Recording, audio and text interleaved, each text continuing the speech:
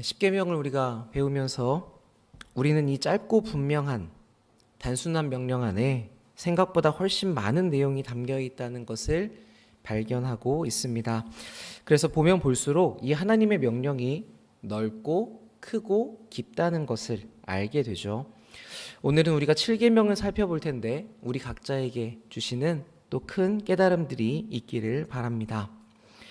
이 일곱 번째 계명은 무엇입니까? 방금 우리가 보았던 대로 간음하지 말라입니다. 이 말을 들으면 대부분은 이 남녀 간의 성적인 그런 육체적인 문제를 떠올립니다.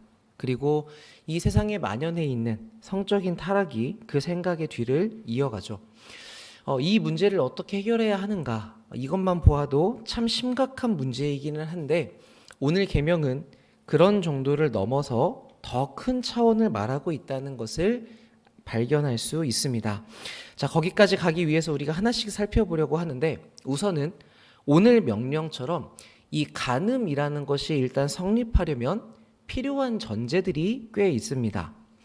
먼저는 결혼이라는 제도가 있어야 합니다. 그리고 결혼은 하나님께서 만드신 제도로서 남자와 여자가 있다는 것을 전제하죠. 그런데 이 남자와 여자를 만들고 곧장 하나님께서 무엇을 명령하셨습니까? 창세기 1장 28절 말씀을 보면 하나님이 그들에게 복을 주시며 이르시되 생육하고 번성하여 땅에 충만하라고 이야기를 하고 있습니다. 그러니까 즉 하나님께서 여자와 남자를 만드신 목적에는 번성하는 것, 자손을 낳는 일, 즉 남녀 간의 성적인 관계도 이미 포함되어 있다는 것을 알 수 있습니다. 특히 이 성적인 관계가 어떤 문맥 안에 있습니까? 1장 28절은 다 하나님께서 복을 주시며 이르시되 라는 말 안에 들어있죠. 그러니까 복의 카테고리 안에 있습니다. 그래서 남자와 여자의 성적인 연합 역시 하나님께서 주시는 복 안에 있는 것이라는 걸 우리가 알 수 있습니다. 우리가 배고플 때 식욕을 느끼는데 배가 고프다 이렇게 생각하면서 왜 나는 식욕이 느껴질까 죄책감을 막 가지시는 분은 없으시죠? 배가 고플 때는 배가 고프다라고 생각을 합니다. 마찬가지로 사람에게 있어서 성욕을 느끼는 것 자체는 잘못이 아닙니다. 그런데 이것을 이 욕구를 어떻게 사용하느냐에 따라서 문제가 달라질 수 있죠. 하나님께서 복되게 만드신 이 성은 하나님께서 정하신 결혼이라는 울타리 안에서 사용되어야 됩니다. 자, 그런데 과거에는 이 성이 매우 금기시되어서 금욕적으로 쓰였던 때가 있죠. 뭔가 영혼과 같은 것이 선하고 육체 같은 것은 악하다 하는 이상한 이원론 때문에 그랬습니다. 그런데 성경을 잘 살펴보면 우리 기독교만큼 몸을 중요하게 여기는 종교도 또 없는 것 같습니다. 우리가 부활할 때 영혼만 있는 것이 아니죠. 우리의 몸도 부활하게 된다고 이야기를 합니다. 그러니까 이 몸도 하나님의 영광스러운 자리에 함께 들어가게 되는 것을 말하고 있죠. 자, 무엇보다도 우리의 몸은 누가 만드신 것입니까? 하나님께서 자기의 형상을 따라 만들어주신 창조물입니다. 심지어 바울은 우리의 몸이 성령께서 거하시는 성전이라고도 이야기를 했죠. 그렇다면 우리의 몸은 귀하지 않을 수 없습니다. 그래서 우리는 이 받은 몸으로도 모든 면에서 하나님께 영광을 돌릴 수 있고 그 일환으로 부부간의 성적인 연합 역시 하나님께서 기뻐하시는 부분이라는 것을 알 수 있습니다. 자, 그런데 요즘은 이런 금욕주의보다는 쾌락주의 쪽이 훨씬 더 크게 문제가 되고 있죠. 이미 세상은 자기의 쾌락을 위해서 성을 사용하는 일이 아무렇지 않다고 하는 의견이 너무나 많이 퍼져 있습니다. 이게 얼마나 심각한 결과들을 낳고 있는지는 여러분들이 잘 알고 계실 것 같습니다.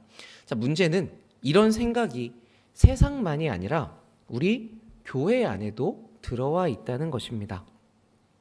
단지 우리가 이런 교회 모임에서 무언가 꺼내고 말하기 좀 불편해서 잠잠하게 있는 것뿐이죠. 그래서 제가 조금 자유로운 자리에서 남녀의 성관계는 결혼이라는 울타리 안에 있어야 된다라고 말을 하면 그야말로 수많은 질문들이 쏟아집니다.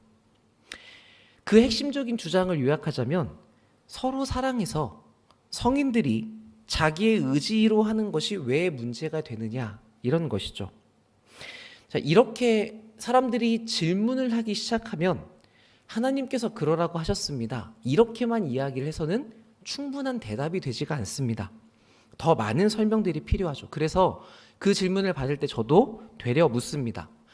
사랑해서 그렇다고 이야기를 하는데 그러면 당신이 생각하는 사랑은 무엇입니까? 이렇게 어렵게 들어가기 시작하면 일단 당황을 하죠, 사람들이. 여기서부터 제가 시작해서 이제 여러분들과 보았던 소요리 1부의 내용, 또 지금 보고 있는 2부의 내용을 녹여서 그 사람들에게 맞게 설명하는 과정을 거칩니다. 그런데 이런 이야기들을 자주 하다 보니까 또 이제 청년들하고 많은 상담을 하다 보니까 세상에 다양한 여러 가지 성과 관련된 문제들이 있는데 그것들을 그 전체를 꽤 많이 담아낼 수 있는 내용이 있다는 그런 결과에 도달하게 됐습니다. 그게 어떤 주제랑 연관이 되냐면 우리가 이야기하는 혼전순결이에요. 이 혼전순결을 설명하는 데 있어서 이 혼전순결을 설명하는 데 들어가는 내용들이 성과 관련된 문제들에 있어서 대부분의 것들을 해결해주는 답이 되는 것 같습니다. 사실 저도 이게 잘 찾아봤는데 성경에서 결혼 전에는 성관계를 하면 안 된다 이렇게 글자로 명시되어 있는 부분을 딱 찾아보기가 어렵습니다. 그러니까 뭐 음란하지 말아라 이런 표현은 많이 있지만 이렇게 글자로 딱 써 있는 경우가 없는 것이죠. 우리가 오늘 보았던 간음하지 말라라는 말도 글자의 뜻을 따져들면 결혼한 사람들의 문제이지 결혼하지 않은 사람들의 경우는 아니지 않냐고 되묻는 경우가 있습니다. 그러니까 요즘 사람들 참 똑똑하게 질문합니다. 실제로 이 간음이란 말은 부부관계를 벗어나는 것에 대해서 쓰이는 말이거든요. 그래서 이 혼전순결을 설명하는 데에 대해서 가치를 분명하게 이야기해주면 대부분의 문제는 설명이 되겠다. 그래서 저도 청년들을 가르칠 때 조금씩이 혼전순결에 대한 내용을 나누는 편입니다.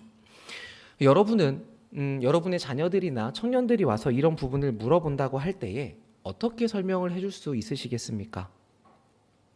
고민이 좀 되시죠? 제가 이야기하는 주요 골자만 이야기하자면 이렇습니다. 보통 이제 제가 생각할 때 이거 납득시키는데 한 8시간 넘게 걸리거든요. 얘기하는데. 그런데 이제 주요 골자만 요약해서 말하면 이런 겁니다. 제가 처음에 사랑이 무엇인지를 묻는다고 이야기를 했죠. 그러면 대부분 사람들은 이 사랑에 대해서 정의하지를 못합니다. 그러니까 세상에는 진짜 사랑이 없기 때문이죠. 그래서 이리저리 왜곡되어 있는 내용들, 세상을 통해서 본 내용들을 이야기합니다. 그럼 거기에 대해서 제가 진짜 사랑이 무엇인지를 이야기합니다. 첫 문장은 이렇습니다. 하나님이 사랑이시다. 우리가 하는 내용은 다 기독교적인 내용을 전제로 하고 있기 때문에 일단 하나님을 가정하고 설명을 시작합니다. 그러면 하나님이 사랑이시라고 한다면 하나님이 하시는 일이 곧 사랑이 하는 일이라고 볼 수 있겠죠. 여기서부터 우리가 사랑이 무엇인지를 배워갈 수 있습니다. 그래서 이 성경은 사랑을 가르쳐주는 책이기도 합니다. 그리고 이 성경이 보여주는 사랑이 가장 확실하게 드러난 사건이 무엇이냐면 예수님의 십자가 사건이죠.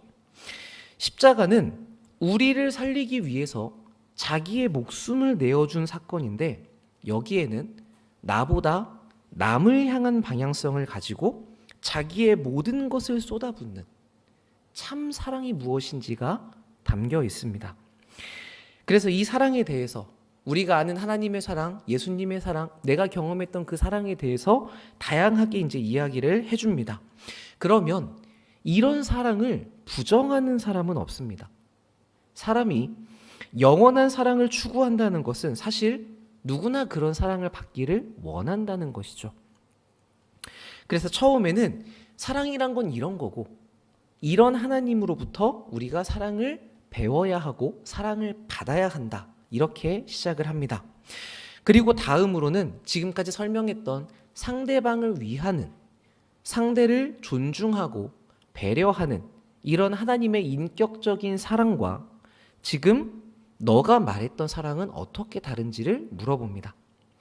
보통 이 세상에서 말하는 사랑은 왜곡되어 있는 면이 있기 때문에 치우치는 부분들이 있거든요. 그래서 이 사랑을 계속 파고 들어가다 보면 결국은 내 중심이라는 것을 발견하게 됩니다. 그러니까 나를 채우기 위해서 다른 사람을 사용하는 것이죠.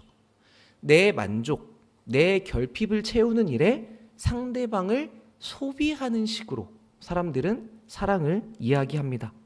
그러니까 연애하면서 또는 결혼하고 나서 무엇 때문에 많이 싸웁니까? 너가 나한테 이렇게 해줘야 되지 않느냐? 내가 힘든데 너는 왜 내 부분을 안 채워주려고 하느냐? 그러면 상대방이 뭐라고 얘기하죠? 내가 왜 너를 채워줘야 되느냐? 또는 너는 나를 채워주느냐? 이렇게 해서 서로가 왜 자기를 채워주지 않느냐는 문제 때문에 싸우게 됩니다. 자, 그런데 우리는 이야기하는 방향이 완전히 반대이죠. 내가 어떻게 하면 당신을 더 섬길 수 있을까에 대한 고민을 하는 것입니다.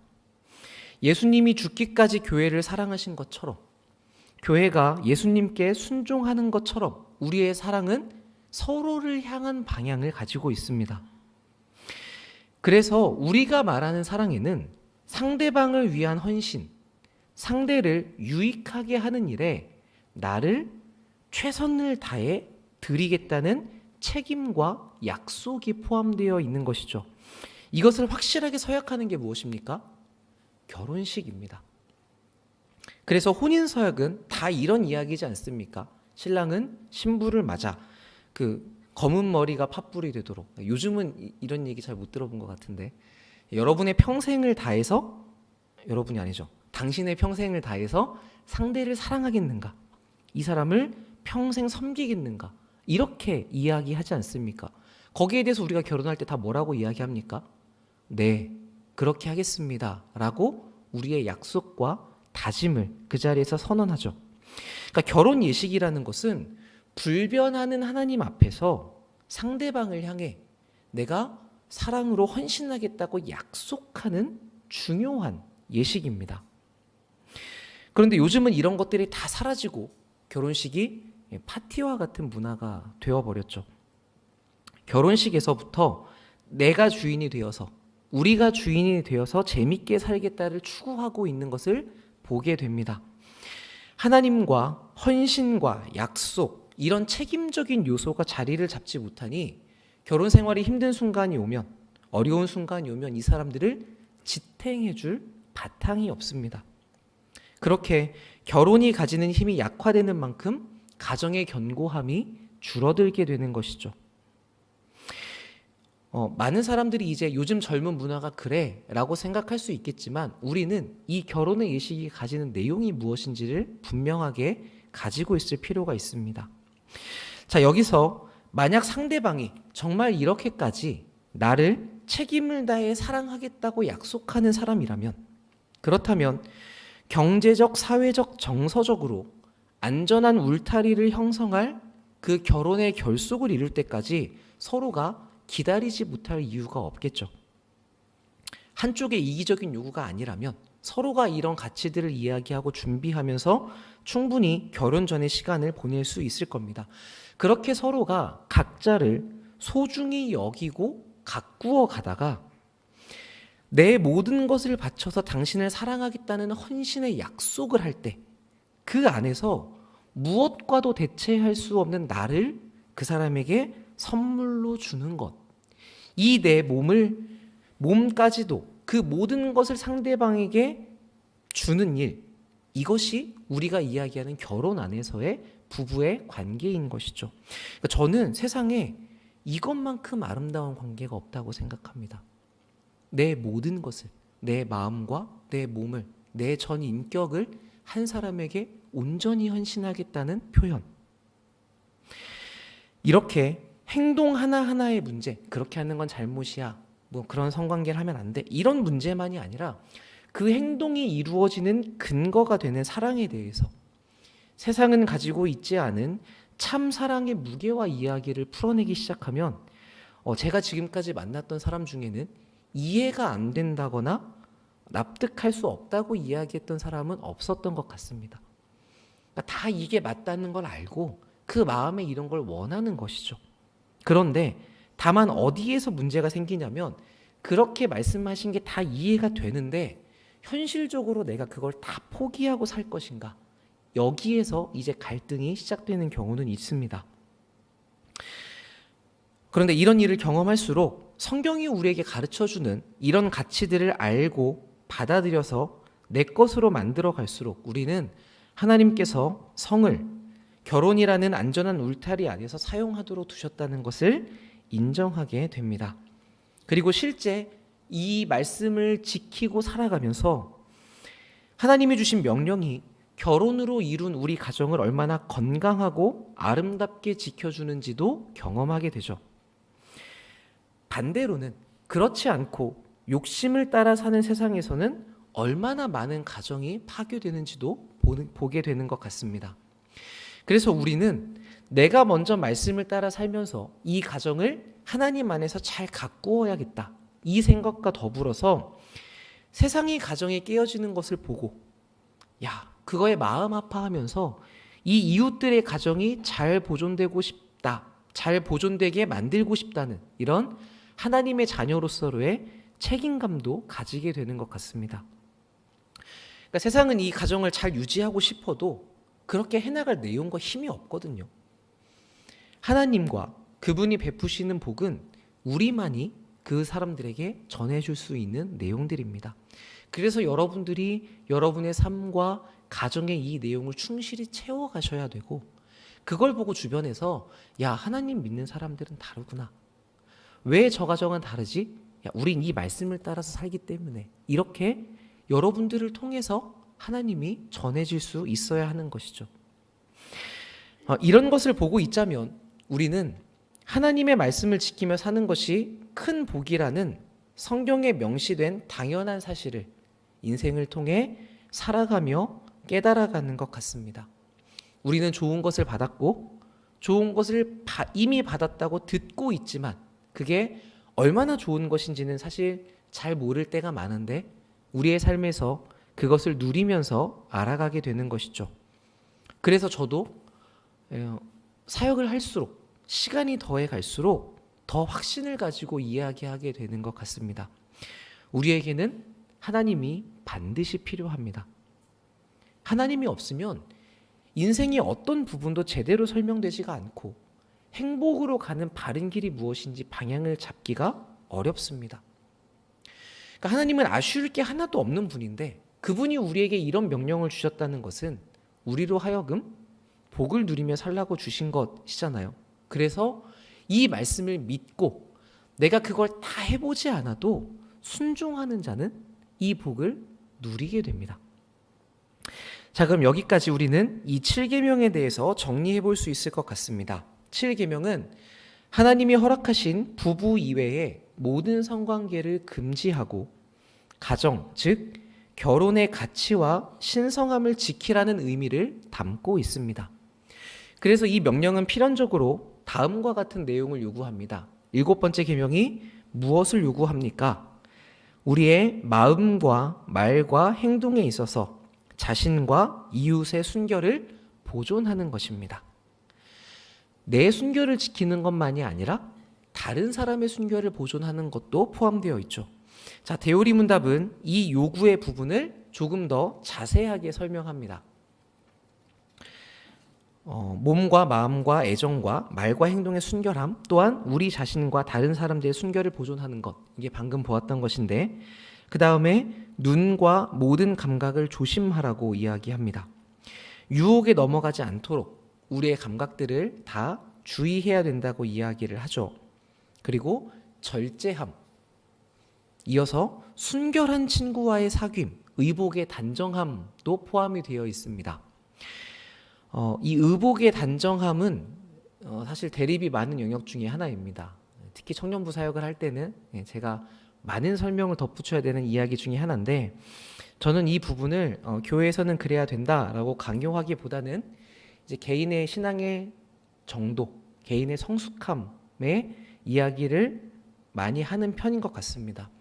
물론 공동체의 덕을 위해서 우리가 권면할 수 있고 그 공동체의 생활을 위해서 받아들여 달라고도 요구할 수 있지만 이렇게 되면 이 사람은 자기가 참는 것뿐이지 정말로 왜 이렇게 해야 되는지에 대한 가치를 이해하지는 못하는 경우가 많습니다.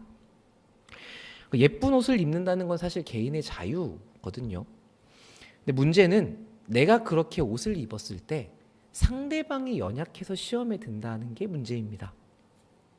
그렇다면 이것은 상대방의 연약함을 위해서 내 자유를 절제할 수 있는 신앙적 성숙함이 필요한 것이죠.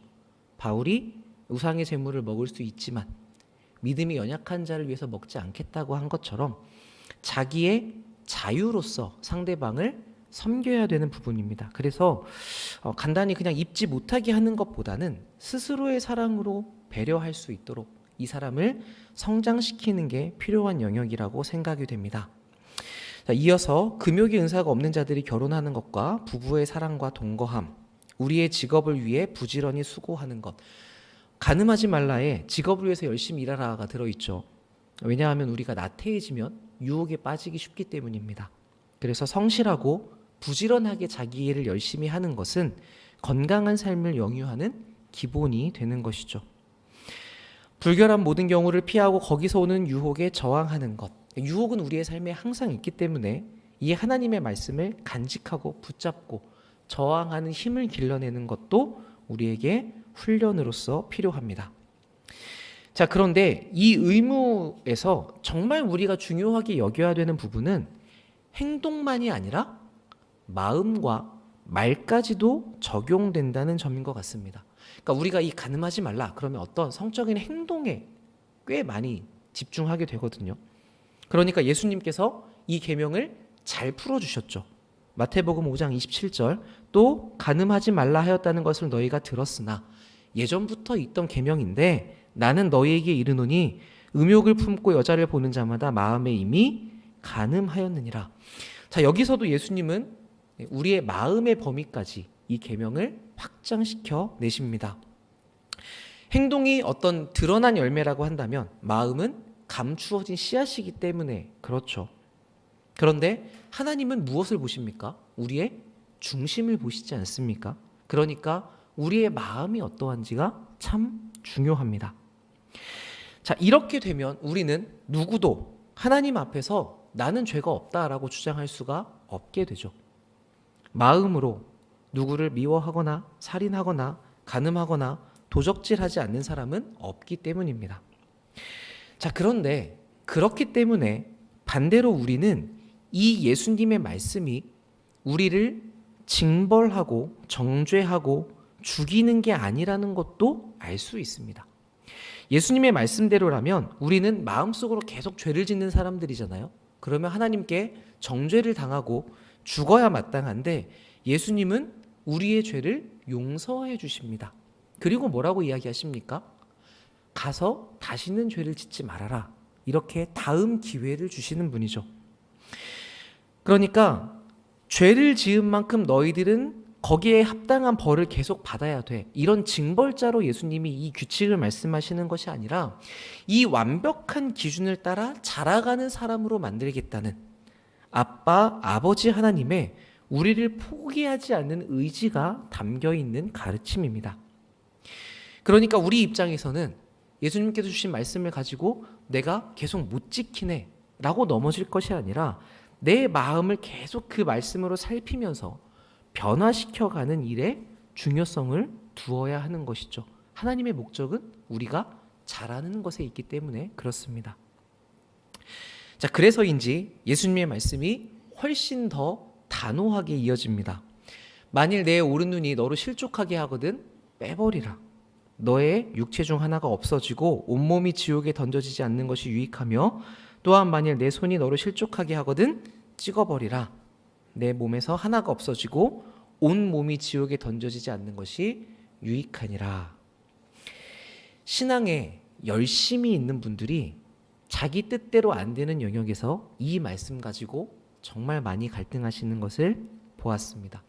실제로 진짜 손을 잘라내버리겠다 이건 아니겠지만 목사님 정말 그렇게 해버릴까요? 이렇게 말씀하시는 데서 그 마음이 얼마나 답답한지가 잘 보이는 것이죠. 그래서 제가 그때마다 그분들에게 말씀드립니다. 이거 손 잘라내면 다시 안 하실 것 같아요? 눈을 뽑으면 우리가 그걸 다시 생각 안 할까요? 우리가 너무 가지고 싶은 그 어떤 물건을 봤다고 해봅시다. 눈앞에서 그걸 치우면 괜찮아집니까? 다시는 이러지 않겠다고 내 눈을 뽑는다고 우리의 상황이 나아지겠습니까? 그래도 우리가 욕심이 닿아 있는 건 눈앞에 어른거리죠. 그러니까 정말로 뽑아야 되는 것은 무엇입니까? 마음의 눈, 욕심의 눈, 그것을 빼내야 하는 것이죠. 손도 마찬가지입니다. 보이는 손이 아니라 자꾸 행동하는 것, 그것을 하게끔 만드는 내 마음의 손을 잘라내야 되는 것이죠. 그게 더 힘든 일이고 이게 훨씬 더 어려운 일입니다. 그래서 여러분들이 한번 잘 생각해 보시면 좋을 것 같아요.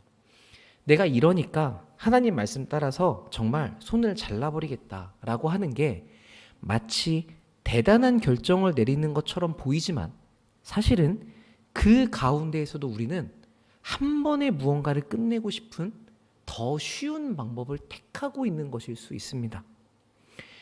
육체의 손을 내줄지언정 내 마음의 손은 내주지 않겠다는 우리의 욕심이 교묘하게 작용하는 것일 수도 있는 것이죠. 그러니까 물론 손을 자른다는 것은 어려운 일입니다. 그러니까 누가 저한테 오시면 저는 무조건 말릴 겁니다. 그러지 마시라고. 100번 후회하신다고요. 그런데 마음의 손을 자르는 것은 훨씬 더 힘들고 어려운 영역이죠. 만약에 누가 저에게 마음의 손을 자르겠다고 오신다면 저는 그 일은 백방으로 도울 겁니다. 우리에게 진짜 필요한 것은 이 영역이기 때문입니다. 자, 그럼 구체적으로 우리가 잘라내야 하는 것, 7계명이 금지하는 사항은 무엇인가? 소요리는 간단하게 요약합니다. 모든 단정치 못한 생각과 말과 행동입니다. 짧게 요약하지만 사실 여기에 많은 것들이 들어있겠죠. 그래서 대요리 문답에 있는 구체적인 내용을 가지고 왔습니다. 요구된 의무를 소홀히 하는 것 외에 간통, 간음, 강간, 근친상간, 남색, 그리고 모든 부자연스러운 정욕들, 또 모든 불결한 상상, 생각, 목적, 애정들, 모든 부패하거나 추잡한 대화를 하거나 이를 듣는 것, 그러니까 우리의 생각과 말에 무엇이 오고 가는지 여기에서 집중하고 있죠. 그 다음에 이어지는 것은 음란한 외모, 무례하거나 가벼운 행동, 야한 옷차림입니다. 여기서 이 음란한 외모는 생긴 것을 말하는 게 아닙니다. 하나님의 날 때부터 만드신 걸 어떡합니까? 이렇게 얘기하시면 곤란하죠. 그게 아니라 이 글의 문맥을 보시면 아시겠지만 의도적으로 어떤 성적인 유혹을 이끌어내려고 하는 것에 대해서 이야기합니다. 그래서 외형을 꾸미는 것 또는 행동을 하는 것 또는 옷차림을 하는 것, 이렇게 의도를 가지고 접근하는 것에 대해서 금지하고 있죠. 합법적인 결혼을 금지하고 불법적 결혼을 시행하는 것, 매춘을 허락하고 용인하고 보존하는 것과 그것에 의지하는 것, 그리고 게으름 폭식, 술 취함, 순결하지 않은 친구를 사귀는 것, 여기도 등장하죠. 나를 건강하지 않게 만드는 이런 것들은 그만큼 나를 죄에 넘겨주기 좋은 상태로 만듭니다. 그래서 대요리 문답에서는 금지하고 있습니다. 특별히 성은 우리의 몸과 관련된 것이잖아요. 그래서 술 취하거나 우리의 어떤 컨디션이나 이런 우리 몸의 상태에 영향을 많이 받습니다. 그래서 더 건강하게 살 수 있는 패턴을 기르라고 이야기를 하는 것 같습니다. 음탕한 노래, 책, 그림, 춤, 연극, 이런 지속적인 자극은 우리를 무디게 만들고 더 큰 자극에 가깝게 만들죠. 우리 아이들이 이런 것으로부터 좀 지켜줘야 될 것 같은데, 우리 자신이나 다른 사람들에게 음란하도록 도발하는 모든 것과 음란한 행위를 하는 것. 자, 음란한 일에 있어서 남을 유혹하지도 말고 또 스스로도 자기를 유혹하지 말라고 합니다. 그러니까 내가 나를 지키는 일에 대해서도 대요리 문답은 이야기를 하고 있죠.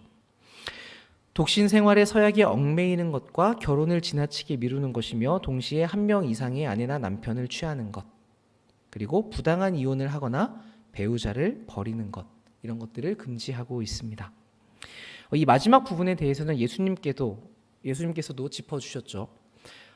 아까 말씀에 이어지는 마태복음 말씀인데, 또 일렀으되 누구든지 아내를 버리려거든 이혼 증서를 줄 것이라 하였으나 나는 너희에게 이르노니 누구든지 음행한 이유 없이 아내를 버리면 이는 그로 간음하게 함이요 또 누구든지 버림받은 여자에게 장가드는 자도 간음함이니라. 자, 여기서 이야기되는 이 이혼 증서는 모세가 기록한 신명기에 나오는 것입니다. 신명기 24장을 보면 사람이 아내를 맞이해서 데려온 후에 그에게 수치되는 일이 있음을 발견하고 그를 기뻐하지 아니하면 이혼 증서를 써서 그의 손에 주고 내보내라고 이야기가 되어 있죠. 그래서 유대인들은 이혼할 때 아내에게 이혼 증서를 들려서 내보냈습니다. 자, 그런데 이 아내를 내보내는 일이 수치되는 일이라고 되어 있죠. 여기에 대한 해석들이 많이 달랐습니다. 예수님이 살던 당시에 어떤 보수적인 학파들은 아내가 간음을 한 경우에 그게 수치가 되는 일이다 라고 해석을 한 반면에, 훨씬 더 개방적인 생각을 갖고 있던 학파는 확대해서 해석을 했습니다. 근데 이 확대가 어디까지 확대가 됐냐면, 소금을 너무 많이 넣어서 음식을 망치면 이혼 사유가 된다고 이야기를 했다고 해요. 네. 다들 경험이 있으신가요? 네. 어이가 없죠, 좀. 그런데 옛날에는 그런 식으로까지 했다고 합니다. 또 거리에서 내 아내가 다른 남자와 이야기 나누는 걸 봤을 때, 심지어는 진짜 심한 건 뭐냐면 다른 여자가 자기 아내보다 더 예쁘면 그걸 빌미로 이혼할 수 있었다고 합니다. 그러니까 당시 여자들이 얼마나 어려운 삶을 살았는지를 엿볼 수 있는 대목이죠. 이러니까 남자들에 의해서 많은 이혼이 발생했을 겁니다. 그래서 예수님께서 이렇게 말씀을 하신 겁니다. 마가복음에 비슷한 장면을 보면 예수님께서 똑같은 상황에서 이렇게 말씀하십니다. 너희의 마음이 완악하여서 모세가 이렇게 기록을 했다. 그런데 창조 때부터 사람을 남자와 여자로 지으셨으니 이러므로 사람이 그 부모를 떠나서 그 둘이 한 몸이 될지라. 이러한즉 이제 둘이 아니요 한 몸이니 그러므로 하나님이 짝지어 주신 것을 사람이 나누지 못할 것이다. 이것이 결혼에 대한 예수님의 가르침이셨습니다. 아까 마태복음에서는 간음한 경우만 이혼할 수 있다라고 예외를 두셨지만 이것도 하지 않을 수 있다면 더 나은 방향이겠죠. 그래서 성경의 기본적인 방향은 남자와 여자가 한 몸을 이루는 것. 그래서 하나님이 묶어주신 것을 사람이 나눌 수 없다. 이것이 결혼의 기본적인 방침입니다. 거기에 파생되는 이혼에 대해서는 더 나눠야 될 이야기들이 많이 있는데 일단은 제가 전에 고린도전서 말씀을 나눌 때 이혼에 대한 부분을 한번 살폈기 때문에 그것으로 좀 가름하도록 하고 오늘은 여기서 이 7계명을 마무리하고자 합니다. 간음하지 말라. 이 명령은 단순히 외도만을 말하는 것이 아니라 하나님께서 허락하신 부부 그 외의 모든 성관계를 금하고 가정 즉 결혼의 가치와 신성함을 지키라는 것이었습니다. 그러므로 우리가 지금 가정 밖으로 벗어나 있는 내 마음이나 말이나 행동이 있다면 그것을 신중히 돌이켜보아야 할 것이고, 그런 것이 없다고 여겨지신다면 하나님께서 우리에게 허락해 주신 결혼의 신성함을 지키기 위해서 애써야 하겠죠. 그래서 간음하지 말라에는 여러분들이 가정에 충실하고 그 가정을 잘 지켜내시고 그 가정 가운데 하나님의 통치로 온전한 연합을 만들어내셔야 된다. 이 의무가 담겨 있습니다. 결혼이 왜 신성하다고 하는가를 보면 전에 우리가 삼위일체 내용을 볼 때 하나님의 이 상호 침투, 사랑의 연합에 대해서 보았지 않습니까? 결혼이라는 것은, 우리의 가정은 이 하나님의 어떤 연합이 우리의 삶에 실체화되는 영역이기 때문에 그렇습니다. 하나님의 어떠하심이 우리들에게 이 땅에 펼쳐지는 것이죠. 그래서 우리가 이상적으로 여기는 부부의 좋은 모델은 이 결혼이라는 연합을 통해서 하나님의 형상이 드러나는 것이라고 이야기할 수 있습니다. 각각 독립된 둘이 온전한 하나를 이루는 결혼을 통해서 거기에 넘쳐나는 생명을 경험하는 가정. 여러분의 가정이 이 하나님의 신비를 담아내는 쪽으로 자라가셨으면 좋겠습니다.